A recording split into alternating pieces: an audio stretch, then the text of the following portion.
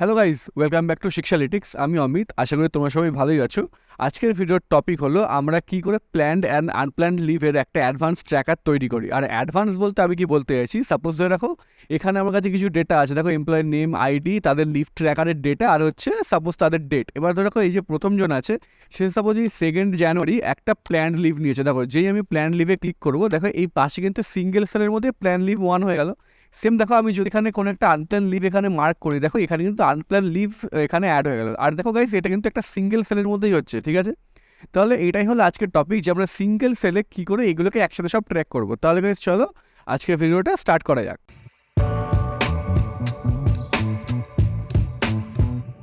Guys দেখো, আমি এর জন্য একটা নতুন শিট আমি এখানে নিয়ে নেবো। দেখো একদম সেম টু সেম শিট আছে, খালি কোনো ফাংশন বা কোনো ফর্মুলা কিন্তু এখানে পুট করা নেই। ওকে, তা আমি তোমাদেরকে পুরোপুরি একদম প্রথম থেকে একদম স্টার্ট থেকে সব কিছু করে আমি তোমাকে দেখাবো। এখানে খালি সিম্পল কিছু কিছু ডেটা পুট করা রয়েছে।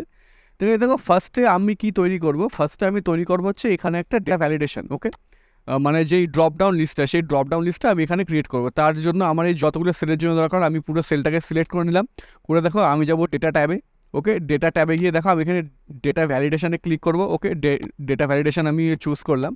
করে দেখো এখানে এই যে আমার পপ আপ বক্সটা ওপেন হলো, এখানে আমি এনি ভ্যালু থাকে, এখানে আমি যাবো লিস্টে। ওকে, এবার লিস্টে এই সোর্সে আমি এখানে দুটো টাইপ করবো, হচ্ছে প্ল্যান্ড লিভ। ওকে, আমার চাই প্ল্যান লিভ অ্যান্ড আমার চাই হচ্ছে আনপ্ল্যান্ড লিভ। এবারে ডেটা ভ্যালিডেশনে তুমি যদি কমা দাও তাহলে ওটা হচ্ছে অন্য একটা সেপারেট ভ্যালিডেশনে অ্যাড হয়ে যায়, ঠিক আছে? আনপ্ল্যান্ড লিভ, এখানে প্ল্যান্ড আনপ্ল্যান্ড লিভ, সরি এটা ক্যাপসে হয়ে গেল। আনপ্ল্যান্ড লিভ টাইপ করলাম। এবারে আমি এটা এখানে যেই ওকে দিয়ে দেবো। দেখো এখানে কিন্তু প্রতিটা সেলের মধ্যে কিন্তু চলে আসছে। দেখো এই যে প্ল্যান্ড আর আনপ্ল্যান্ড লিভ কিন্তু এখানে চলে এসছে। এবারে আমাদেরকে কি করতে হবে, আমাদেরকে হচ্ছে সাপোজ আমি কোনো একটা কালার করতে চাই সবগুলোর মধ্যে, তো আমি সবগুলোকে আবার সিলেক্ট করলাম। করার পরে আমি যাব এখানে, দেখো হোম ট্যাবে গিয়ে আমি এখানে কন্ডিশনাল ফরম্যাটিংয়ে ক্লিক করবো। করে আমি এখানে যে নিউ রুল অপশানটা আমি এটাই ক্লিক করব। করার পরে দেখো এই সেকেন্ড অপশানটা আমি ক্লিক করবো কি, format only cells that content. Okay, এটাই ক্লিক করলাম। এবার এখানে সেল ভ্যালুকে না দিয়ে আমি এখানে দেবো স্পেসিফিক টেক্সট।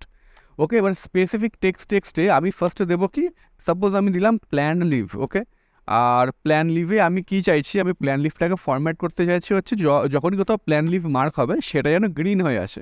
ওকে, এবারে আমি আবার সেম ওকে করব। এবার দেখো আমার সেম এখানে সিলেক্ট করে রয়েছে, তো আমি আবার যাব কন্ডিশনাল ফরম্যাটিংয়ে, আমি আবার যাব নিউ রুলে। ওকে, এখানে সেম দেখো আমি সেকেন্ডের অপশানটায় ক্লিক করলাম, করে আমি এখানে গিয়ে স্পেসিফিক টেক্সট করব। করার পরে আমি আবার এখানে যাব কন্টেনিং, যাব হচ্ছে আনপ্ল্যান্ড লিভ। ওকে, দেখো আনপ্ল্যান্ড লিভ আমি টাইপ করলাম। করার পরে আমি এটাকে ফরম্যাট করব, সাপোজ যদি কোনো আনপ্ল্যান্ড লিভ মার্ক হয় সেটা একটা রেড কালারে আর কি ফিল হয়ে যাবে। ওকে করলাম আমি, তাহলে আমি আবার ওকে করলাম। এবারে দেখো আমি যখনই এখানে কোনো প্ল্যান লিভ করবো সেটা গ্রিন হচ্ছে, আবার যদি কোনো আমি আনপ্ল্যান লিভ করি তাহলে কিন্তু সেটা রেড হচ্ছে। ওকে, আপাতত আমি এগুলোকে ডিলিট করে দিই। এবারে আসি আমরা আমাদের মেন পার্টে, যে আমরা কি ফাংশন টাইপ করবো। ওকে, আমরা যাবো হচ্ছে ফর্মুলা বারে, আমি দেবো এখানে একটা equals to. But equals to দেখো আমি ফার্স্টে কী আনতে যাচ্ছি, প্ল্যান লিভ। ওকে, তার জন্য আমি কোটেশানে এখানে প্ল্যান্ড লিভটাকে আমি এখানে টাইপ করবো, যে আমি এখানে কী আনতে চাইছি। ওকে, প্ল্যান্ড লিভ। ওকে, আমি এটাই আনতে চাইছি। এবারে প্ল্যান লিভের পরে আমি একটা কোটেশান দিয়ে দিই। ওকে, যে এটার পরে প্ল্যান লিভটাকে আমার শো করবে। এবার আমি কোটেশান বন্ধ করলাম। এবারে এর সাথে আমি যেটাকে অ্যাড করতে চাই তার জন্য আমি অ্যান্ড ফাংশনটাকে আমি আনবো, অ্যান্ড বা অ্যাম্পারসেন্ট তোমরা যাই বলো। এইবারে এর সাথে আমি এখানে, তোমরা সবাই জানো কোনো কিছু কাউন্ট করার জন্য আমরা কাউন্ট ইফের ফাংশনটা ইউজ করি, তো আমি এখানে কাউন্ট ইফের ফাংশনটাকে আমি কল করলাম। ওকে, এ দেখো কাউন্ট ইফ। ওকে, কাউন্ট ইফের পরে আমি কি করব, আমার চাই হচ্ছে গিয়ে এই সেলটা থেকে। ওকে, এই সেলটা থেকে যে লাস্ট সেলটা আছে, সরি এটা অনেক দূর চলে গেল, এই সেলটা থেকে সাপোজ ধরে রাখো এই সেল অবধি। ওকে, আমার তো এত অবধি চাই, আমার পুরো সেলটার দরকার নেই, এত সেল অবধি। ওকে, আমি দেবো হচ্ছে কমা। এবারে এবারে কী চাইছে দেখো, ক্রাইটেরিয়া। এবারে ক্রাইটেরিয়া আমি কি লিখবো, যে যদি এখানে প্ল্যান্ড লিভ থাকে তাহলে সেটাকে ট্র্যাক করতে। ওকে, প্ল্যান্ড লিভ আমি এখানে টাইপ করে দিলাম। এবার আমি কোটেশন বন্ধ করবো, আমি প্যারেনথেসিস ক্লোজ করবো, হয়ে গেল একটা। এবারে আমি আবার অ্যান্ড দেবো, ঠিক আছে? এটা আমি বেসিক্যালি কী করলাম, যদি এই সেল থেকে এই সেল অবধি প্ল্যান লিভ থাকে তাহলে সেটাকেও কাউন্ট করবে, সঙ্গে সেটাকে প্ল্যান লিভের সঙ্গে দেখাবে। ওকে, এবার আমি একটা অ্যাম্পারসেন্ট দেবো, দেন আমি একটা ডাবল কোটেশনের মাঝখানে একটা স্পেস রাখবো, যাতে আমার যে প্ল্যান লিভ আর আনপ্ল্যান লিভ লেখাটা আসে তার মাঝে যেন মানে পুরোপুরি মানে একসাথে না হয়ে গিয়ে মাঝখানে কিছু স্পেস থাকে, তাহলে সিম্পলি দেখতে ভালো লাগে। আর সেই স্পেস দেওয়ার জন্য আমরা কোটেশন ইউজ করি, কোটেশনের মধ্যে স্পেস ইউজ করি বেসিক্যালি। তো এটা হলো। দেন এবারে এর সাথে আমি আরেকটা ফাংশন অ্যাড করতে চাই, তাহলে আমরা আবার অ্যাম্পারসেন্ট ইউজ করব।